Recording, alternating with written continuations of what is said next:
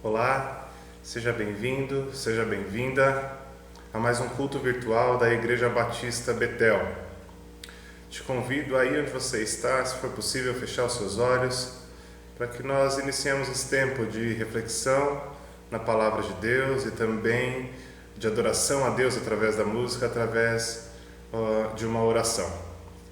Vamos orar. Senhor Deus, em nome de Jesus, eu quero colocar esse momento diante do Senhor, Pai. Momento onde nós meditaremos na palavra do Senhor. Momento onde nós adoraremos ao Senhor através das músicas, Pai. Te peço que, em nome de Jesus Cristo, o Espírito Santo do Senhor ministre a cada coração nesse momento, Pai.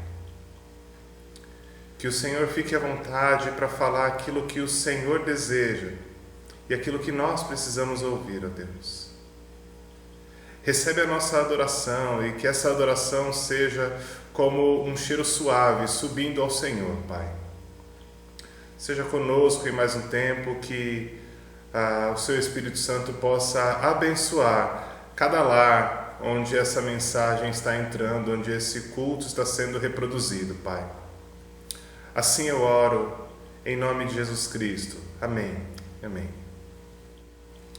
Nós teremos agora alguns avisos bem rapidinhos, só para que você esteja inteirado naquilo que nós estamos fazendo e nas necessidades que nós temos. Um dos avisos é que nós estamos fazendo um tempo de oração todos os dias, das 8 às 9 da noite. Então, você que é membro da igreja e você também que não é membro, mas que queira participar desse momento, cada um na sua casa, orando, não é por videoconferência, tá? É cada um escolhendo aquele momento para parar e colocar diante de Deus esse momento que nós estamos passando como país, como nação, mas também como mundo, esse momento de pandemia e todas as consequências dessa pandemia na vida das pessoas. Estamos colocando isso diante de Deus. Questão de saúde, a questão da economia, do desemprego para muitos, da ansiedade do coração de alguns também, entre outras doenças mentais, inclusive, que aumentam nesse tempo de quarentena, de isolamento social. Então, esse tempo é para isso, para que nós oremos por essa situação específica e, é claro, também pela nossa igreja, pelos membros que fazem parte dessa igreja. Um segundo aviso é que, se essa igreja é bênção para a sua vida, se essa igreja tem te abençoado, você pode contribuir financeiramente de acordo com aquilo que o Senhor colocar no seu coração, através de transferência bancária, ou então transferência bancária online, ou então de depósito bancário. E você pode fazer isso utilizando os dados que estão na descrição desse vídeo aqui no YouTube.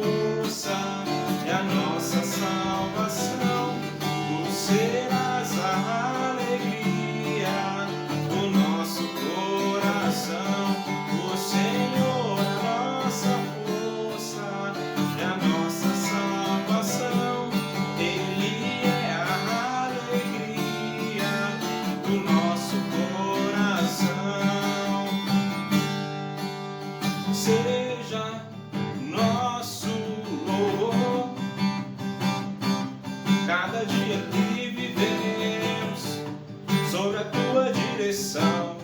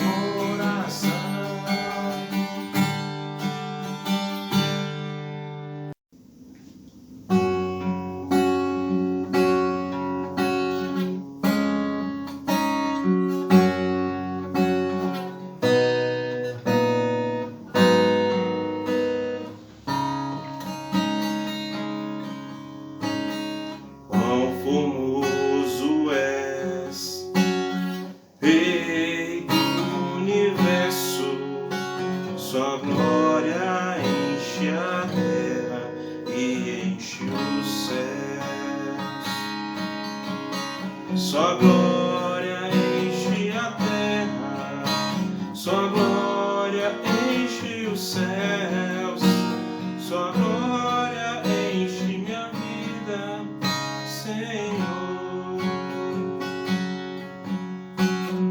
Quão formoso és, Rei do universo, sua glória enche a terra e enche os céus, sua glória enche a terra, sua glória enche os céus, sua glória enche minha vida, Senhor. Maravilhoso é estar em tua presença, maravilhoso é poder te adorar.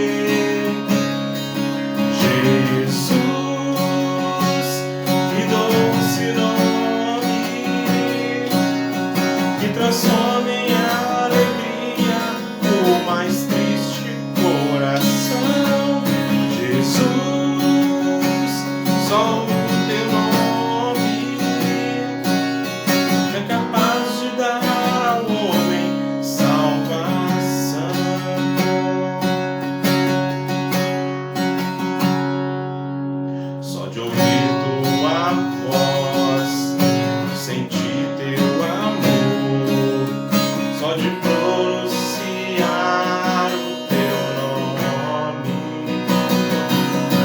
Os meus medos se vão, minha dor, meu sofrer, pois de paz tu inundas meu ser.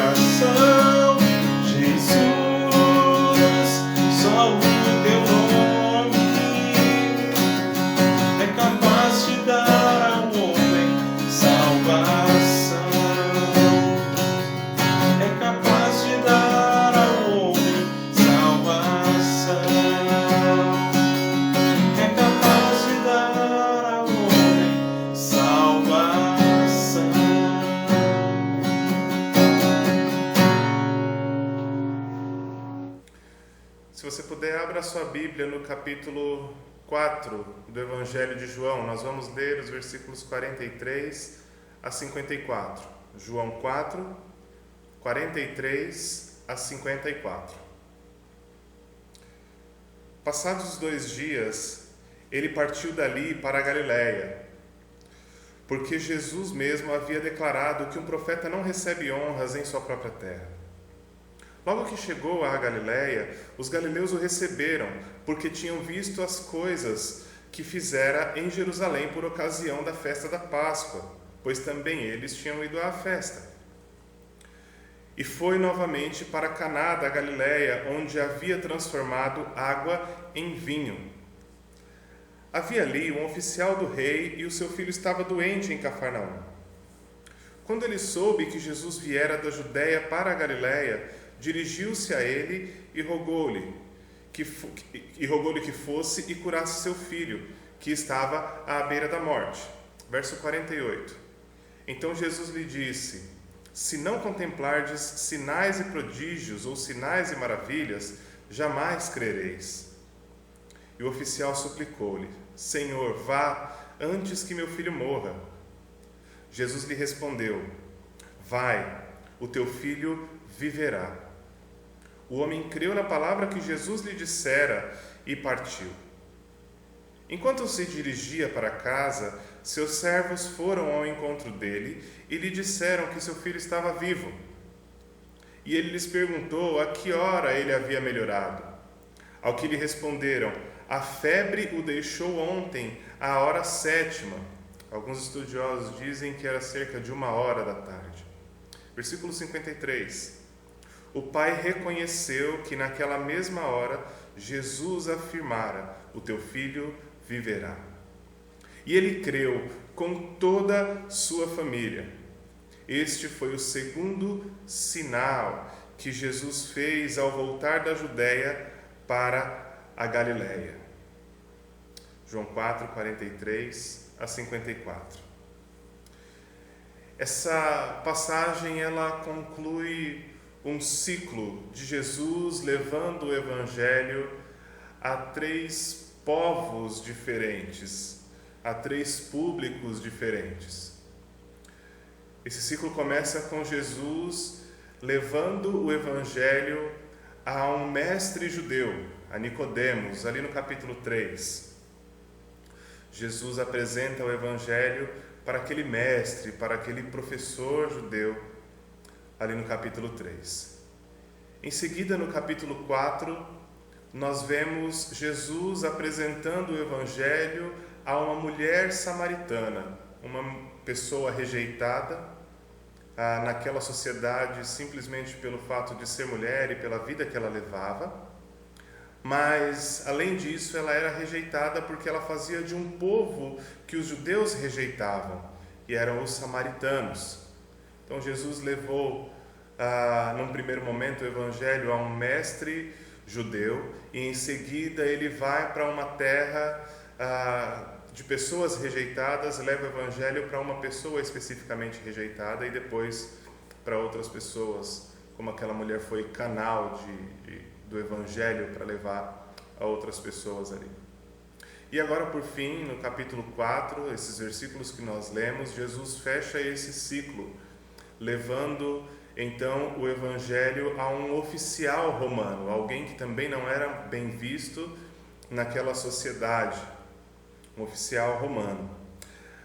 Esse ciclo de Jesus levando o evangelho a esses três públicos diferentes, ele simboliza o evangelho sendo levado ou sendo apresentado ao mundo todo. O que a gente vê no texto de Atos, capítulo 1, versículo 8, de Jesus fazendo uma promessa: mas recebereis poder quando o Espírito Santo vier sobre vós, e sereis minhas testemunhas de Jesus, logo do Evangelho, na Judéia, em Samaria, ou em Jerusalém, Judéia, Samaria e até os confins da terra, ou seja, para o mundo todo. E a gente vê o cumprimento então disso que Jesus simboliza nesse ciclo dos capítulos 3, 4 do Evangelho segundo João. A gente vê a conclusão disso no Pentecostes.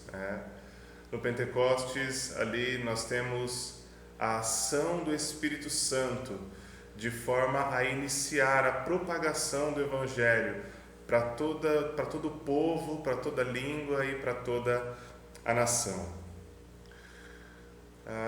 Nós podemos perceber nesse texto que nós lemos que muitos se aproximam de Jesus por simpatia.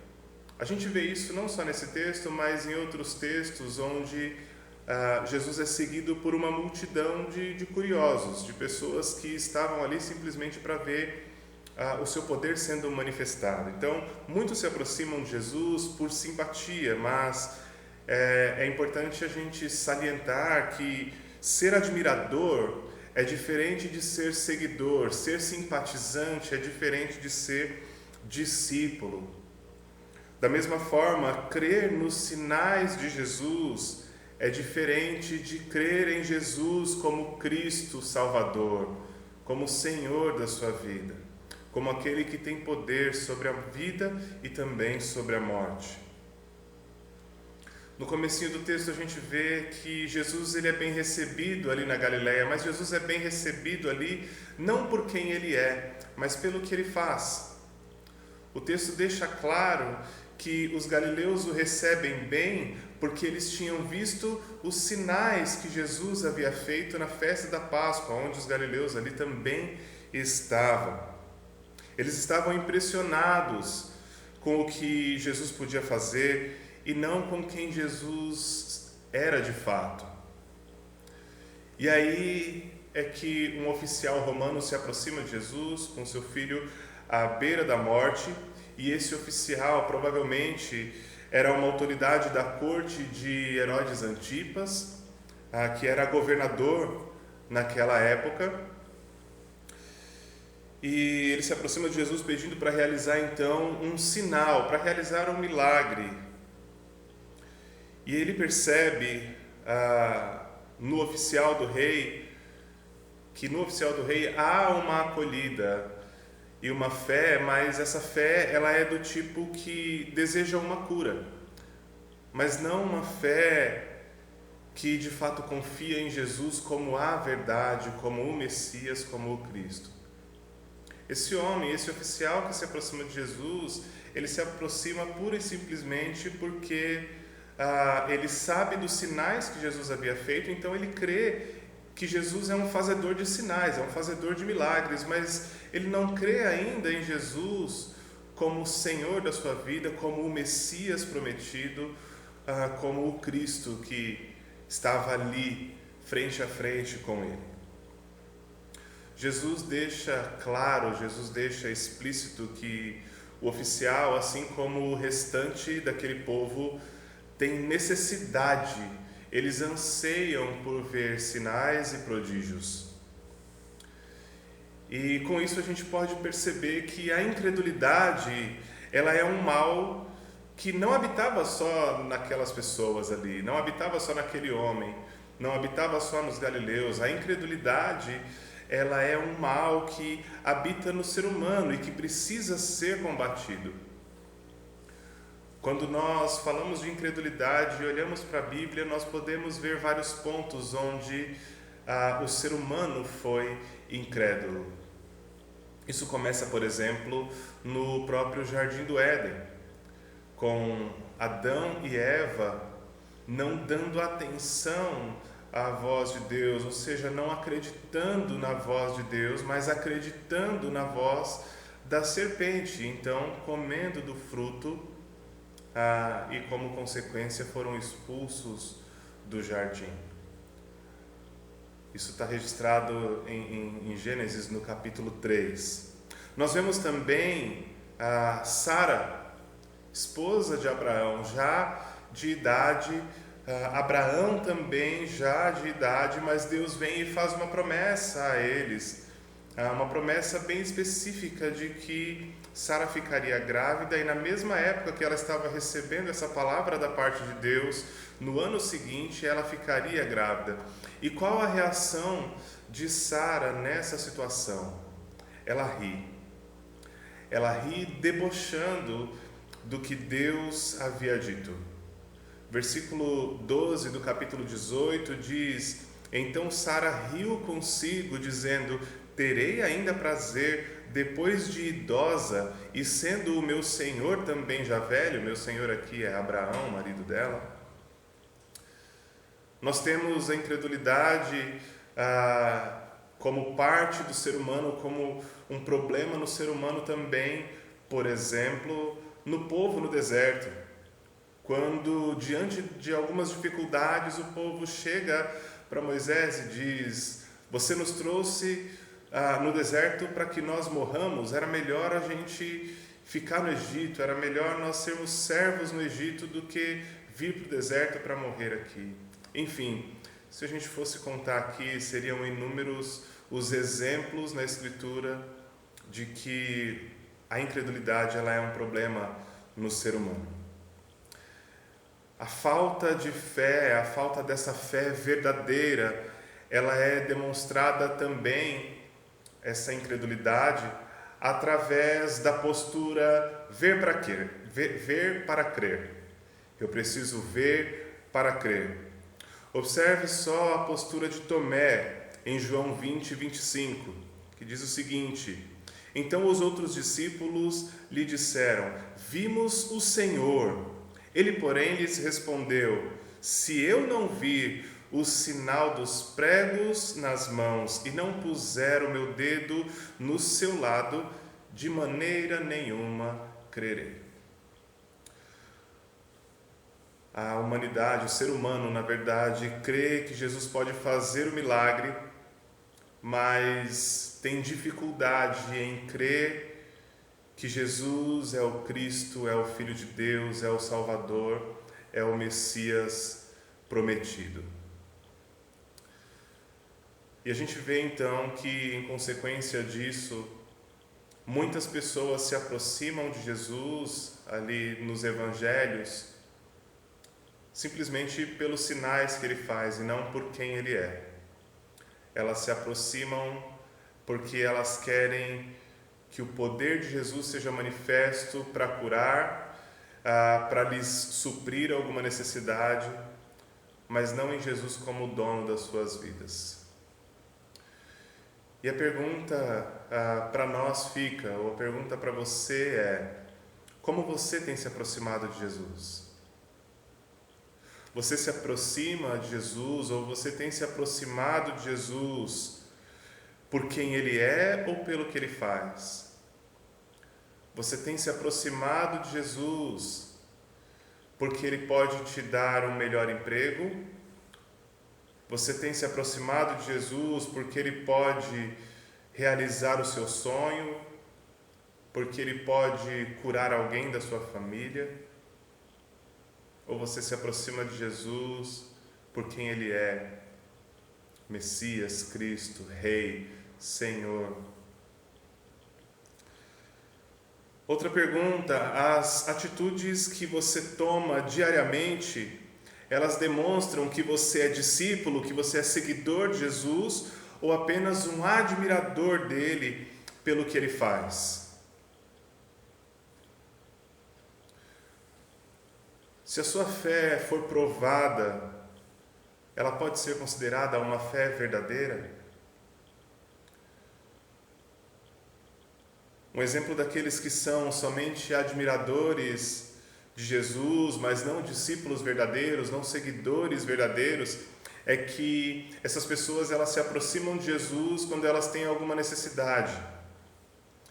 E elas então dizem: Senhor, está aqui a minha necessidade, seja um emprego, seja uma cura, seja um suprimento, enfim, seja qualquer necessidade aqui.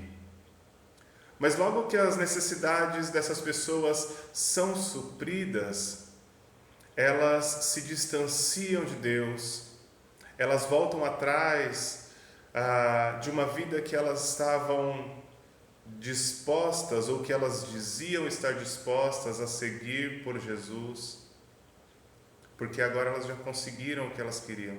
Jesus já fez o sinal, Jesus já deu o sinal que elas queriam.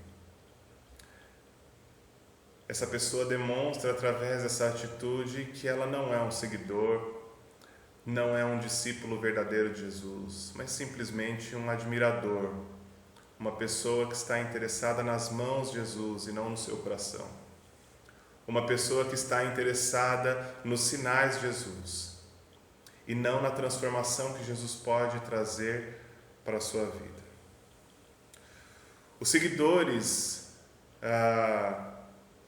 os admiradores, na verdade, eles não estão dispostos a carregar a sua cruz e seguir a Jesus. Como eu disse, os seus olhos estão nas mãos e não no coração do Cristo. Mas há esperança, porque Jesus, Ele pode reverter qualquer situação. E Ele pode transformar admiradores em seguidores. Jesus pode transformar descrença e desconfiança em fé, e fé verdadeira. A gente vê no texto bíblico que, apesar da incredulidade daquele homem, apesar da incredulidade humana, Jesus, ele manifesta o seu poder.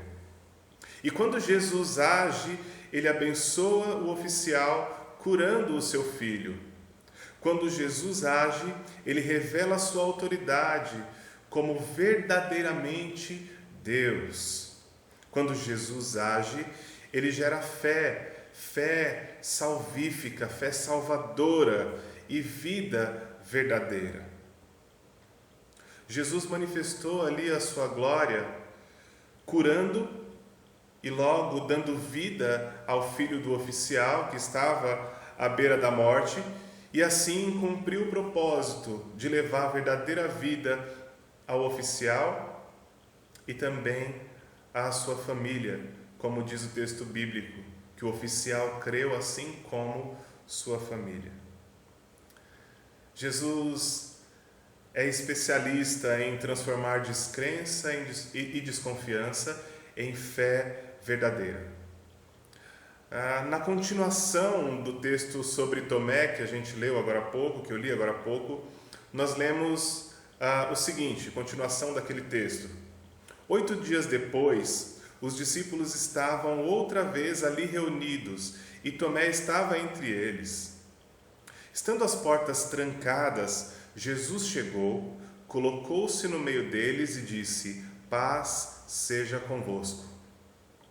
Depois disse a Tomé: coloca aqui o teu dedo e vê as minhas feridas ou as minhas mãos. Estende a tua mão e coloca no meu lado. Não sejas incrédulo, mas crente. Tomé lhe respondeu: Senhor meu e Deus meu. A desconfiança e a descrença de Tomé transformou-se em adoração. Jesus diz para Tomé: toca. E ao tocar e ao perceber que Jesus é o Cristo ressurreto, o Rei dos Reis, o Senhor dos Senhores, Tomé não tem outra saída a não ser adorar a Deus, adorar a Jesus Cristo como sendo verdadeiramente Deus. E é isso que ele faz, dizendo: Senhor meu e Deus meu. Jesus transforma a descrença e a desconfiança de Tomé em adoração. Mas Jesus, ele é craque em transformar desconfiança e descrença em fé verdadeira. E Jesus transformou, inclusive, uma pessoa que foi seu perseguidor. E ele transformou essa pessoa, chamada Saulo, mudando o seu nome para Paulo, de perseguidor, para não só discípulo, mas um propagador, uma pessoa que fez a diferença, uma pessoa para que nós percebamos o quanto de diferença Paulo fez. Ele escreveu a maior parte aí do Novo Testamento. Atos capítulo 9, os versículos 1 a 19, eles vão relatar a conversão de Paulo. Esse texto vai dizer de quando Paulo estava indo para perseguir na estrada. Quando vem um clarão, Jesus dá um sinal ali, Jesus fala com ele. O sinal ali, por outro lado, é um sinal bem inusitado, pois além de um brilho muito forte, uma luz muito forte, naquele momento Paulo ele fica cego. E ele fica cego até depois ser curado e ter um encontro verdadeiro com Jesus. Enfim, Jesus transforma a descrença de Paulo em fé verdadeira. Jesus transforma Paulo de perseguidor, e não só admirador, né? Porque ele não era nem admirador, mas ele transforma Paulo de perseguidor para seguidor, e seguidor verdadeiro. Jesus pode reverter qualquer situação e ele pode transformar admiradores em seguidores, descrença e desconfiança em fé verdadeira. O mesmo Jesus que agiu naquele tempo, que agiu na vida daquele oficial, que agiu na vida de Tomé, que agiu na vida de Paulo, ele continua agindo hoje. E ele deseja desenvolver uma fé verdadeira em nós. Olha para João capítulo 20, versículo 29, que diz: E Jesus lhe disse: Por que me viste, creste? Bem-aventurados os que não viram e creram. E essas palavras são palavras de Jesus a Tomé ainda. Ou seja, hoje nós que não vemos sinais e que vivemos pela fé, ou que podemos viver pela fé, nós podemos ser encontrados diante de Cristo como bem-aventurados, como felizes, como abençoados. Porque nós não precisamos, na verdade, ver sinais para crer. Porque o próprio Cristo já se revelou e Ele se revela dia após dia através de um relacionamento pessoal com Ele, através da sua Escritura Sagrada. Quando Jesus se mostra a nós, a nossa desconfiança, ela é transformada em adoração, assim como aconteceu com Tomé. Quando nós demonstramos as nossas vulnerabilidades, as nossas fragilidades a Jesus, Ele cuida das nossas necessidades e Ele trabalha essa fé verdadeira em nós. Independente de como está a sua fé, Jesus pode renovar a sua fé e transformar a sua fé numa fé verdadeira.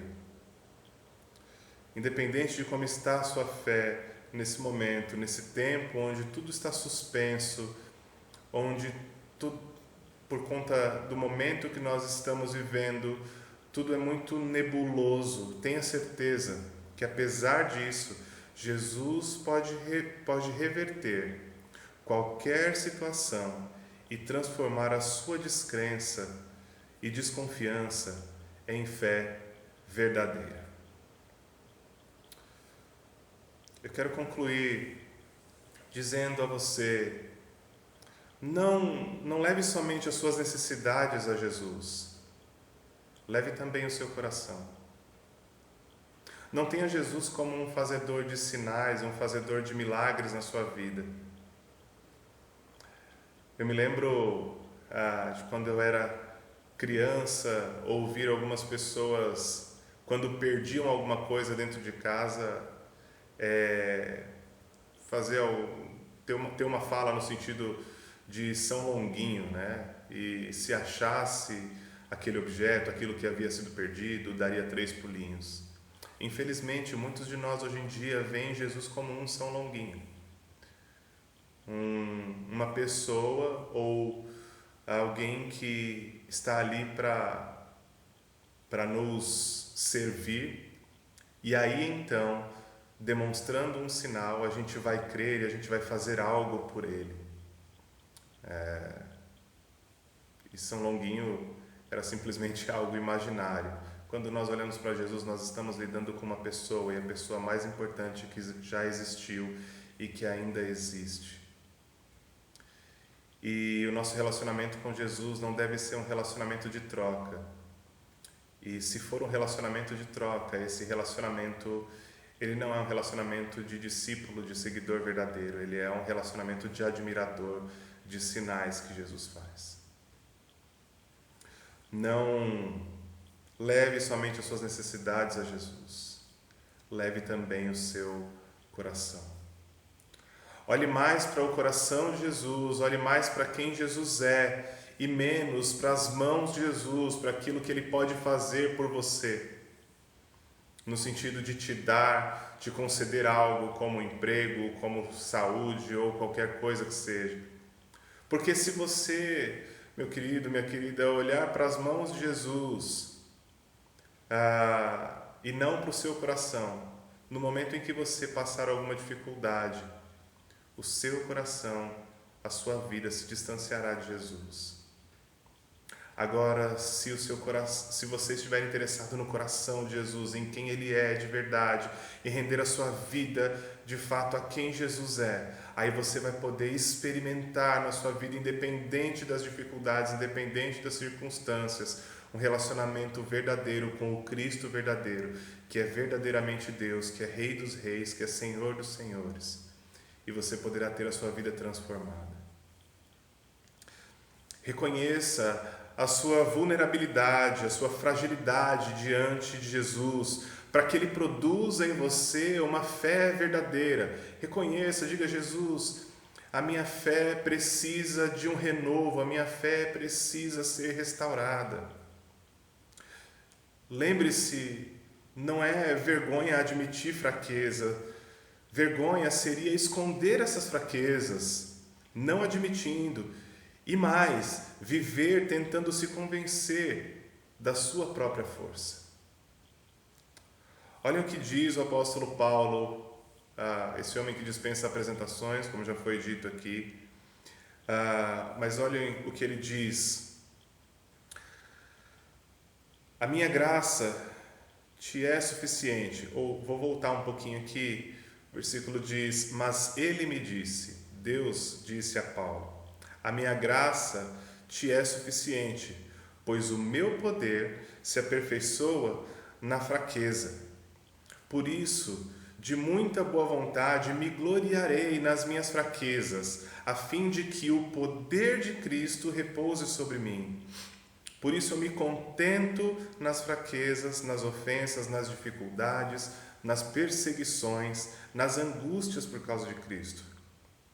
Eu queria destacar essa última parte que diz: pois quando sou fraco, então é que eu sou forte. 2 Coríntios 12, de 9 a 10. Quando nós admitimos a nossa fraqueza diante de Jesus, é que nós nos tornamos fortes, porque nós podemos experimentar da força dele. Quando nós admitimos as nossas fraquezas diante de Jesus, Nós estamos depositando em Jesus a nossa fé e dizendo para Jesus: eu sei que só o Senhor é a minha força, é a minha fortaleza, e que toda a minha força não se compara à sua, por isso eu quero me entregar ao Senhor. Me vem à mente o texto de Marcos capítulo 9, onde há um encontro de Jesus com um homem e o seu filho que tem alguns problemas ali, e esse homem diz para Jesus: se podes, cura o meu filho. E Jesus fala: como assim se podes? Você não crê? E aí esse homem diz para Jesus: eu creio, mas ajuda-me na minha incredulidade.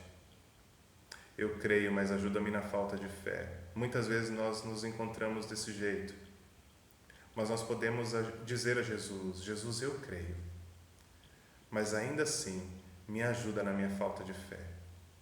Que você possa fazer isso hoje, que ao invés de se aproximar de Jesus por causa dos seus sinais, como um fazedor de milagres, como um servo para suprir suas necessidades, te dar o que você quer, você possa se aproximar de Jesus como o Senhor da sua vida, como aquele que quer trazer renovo, como aquele que quer trazer restauração, como aquele que quer trazer vida verdadeira, produzir vida verdadeira em você. E que esse Jesus, então, possa moldar em você essa fé verdadeira, essa fé que é uma fé para a vida. Vamos orar mais uma vez. Pai, ajuda cada um que está vendo esse vídeo nesse momento, e que o Senhor possa transformar, pelo poder do Teu Espírito Santo, admiradores, simpatizantes, em seguidores, em verdadeiros discípulos, que o Senhor possa transformar descrença, desconfiança, em fé verdadeira, em fé salvífica, em fé para a vida, Pai. Que o Senhor molde, que o Senhor trabalhe na vida de cada um que está ouvindo essa mensagem nesse tempo, Pai. Essa é a minha oração, crendo que o Senhor age, acreditando de fato que o Senhor pode mudar vidas. Em nome de Jesus. Amém e amém. Que Deus te abençoe, que Deus abençoe a sua família. Tenha uma ótima semana e que você fique aí, firme nessa fé no Senhor Jesus Cristo. Um forte abraço.